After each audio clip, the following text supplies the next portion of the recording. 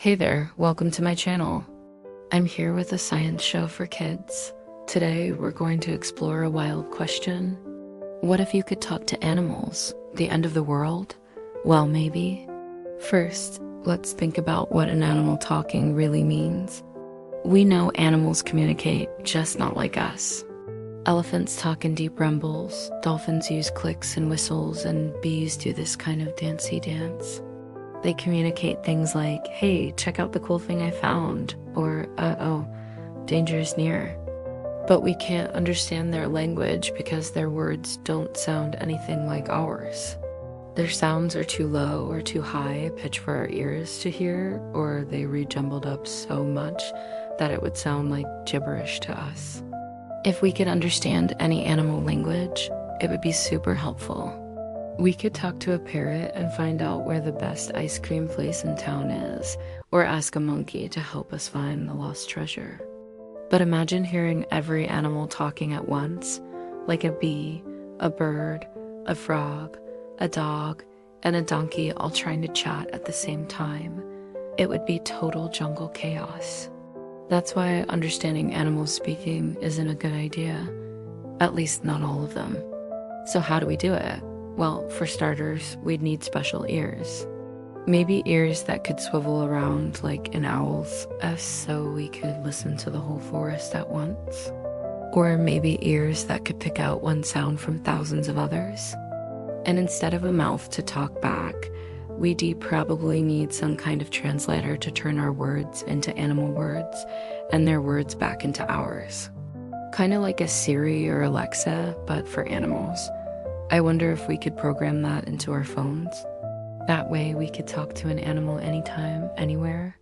Speaking of phones, this episode of What If was made possible by Brilliant, an interactive online learning platform with thousands of lessons in science, computer science, and math. Brilliant makes learning really fun. So whether you want to know more about artificial intelligence or physics or coding, they have a course for you.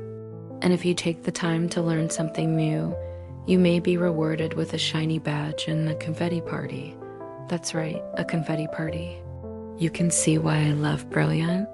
Okay, let's say we have our special ears and our animal translator. Now we can finally understand what an animal is saying. Hey, Fancy Pants, Fluffy Tail, and Mr. Snuggles. Now that we can understand each other, we can ask them questions. If you live near a coast, you could talk to a flock of seagulls about an upcoming storm. That way you could warn everyone to come inside and bring in the trash cans. You could also ask whales what the bottom of the ocean looks like, or get advice from a wise old turtle about how to be a great pet turtle owner. A dolphin might even teach you how to speak whale. Then you could understand them too. Some animals might be eager to chat. Others might prefer to stay silent. A ladybug might happily tell you how many spots she has on her back, but a snail might not want to talk at all. It would be rude to keep asking her, hey, how many spots do you have on your shell? Do you have any friends? She would never answer. She'd just keep crawling away. Then there are animals who would totally freak out if they heard us talking. Mosquitoes, for instance, might yell, gotcha, there's food nearby, and follow us around all day long. Or your dog might bark, walk, play, eat, pet me, I need to go outside. I need to go outside, I need to go outside. Every 5 seconds, your ears would never get a break. And to be honest, it would be kind of hard to understand what they're saying because they wouldn't stop talking. But having a translator would mean we could understand animals better. We'd know when they were hungry or thirsty or scared, or if they just wanted to say hi. Imagine whispering a joke to your pet rat and he laughs in a tiny squeaky voice. You two could become best buds. Well, whatever you do, don't tell him your secret. Rats have gossip just like humans. And some people will literally tell anyone anything. We'd also learn lots of stuff. If we asked a spider how many legs she has, she might show off her 8 legs and wiggle them at us. If we asked a frog to sing us a song, he might croak, I'm too busy waiting for my dinner. Come back tomorrow. We could talk to animals about anything we wanted. But what if they didn't want to talk to us? Some animals might be shy. It would be up to us to earn their trust. We'd have to act patiently and kindly, like sitting quietly next to a squirrel for hours until he felt comfortable enough to tell us his life story. Of course, squirrels are known for being very friendly, so that shouldn't be too hard. But with other animals, like a deer or an owl, it would take a long time to build a relationship and learn to understand each other. Still, talking to animals would make us better caretakers. We'd know exactly what they need to stay healthy and happy. No more guessing games, just ask them. It would also help us understand how animals experience the world. We do know if they feel pain when we hurt them, or if they're afraid of loud noises, which would help us protect them. And maybe some animals wouldn't mind talking to us like at all. After all, a little chatter never hurt anyone, unless you're trying to sleep and your roommate starts playing the ukulele. It would definitely be weird to talk to animals, but it would also be amazing. We'd learn so much from each other. We could learn how to fly from a bird, or how to swim from a fish, or how to hibernate from a bear.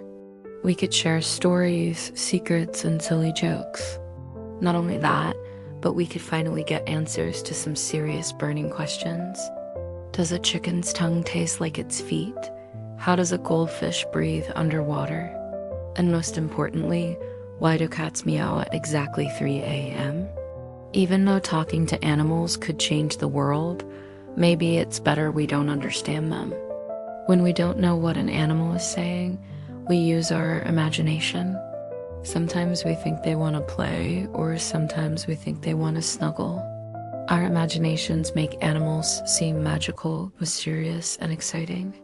Plus, animals can do things we can't even dream of, like catching mice or leaping over fences or catching fish with their paws. Talking to animals would take away some of that magic. We'd know they're just ordinary creatures just like us. Still, some people would love to talk to animals. I bet someone already has figured out how. This is one of those sci-fi ideas that seems crazy now, but might be normal in the future. In fact, it already is for some people. If you watched our What If Talking Animals Actually Exist video, you learned that some animals have been taught to talk, sort of. Researchers have taught dogs to talk by pushing buttons that say things like, go outside, or all done, or eat. One dog even learned to type out full sentences on a keyboard. He spelled out, I want to go outside, by tapping keys with his nose, so talking to animals might not be impossible. But for now, we'll just have to guess what they're saying based on their body language. So when your cat gives you that look, what do you think she's saying? Let us know in the comments below. And thank you for watching. And thanks to Brilliant for supporting this episode. Be sure to like this video if you tell your hamster your secrets. Subscribe and click the bell so you never miss an awesome, wacky what if.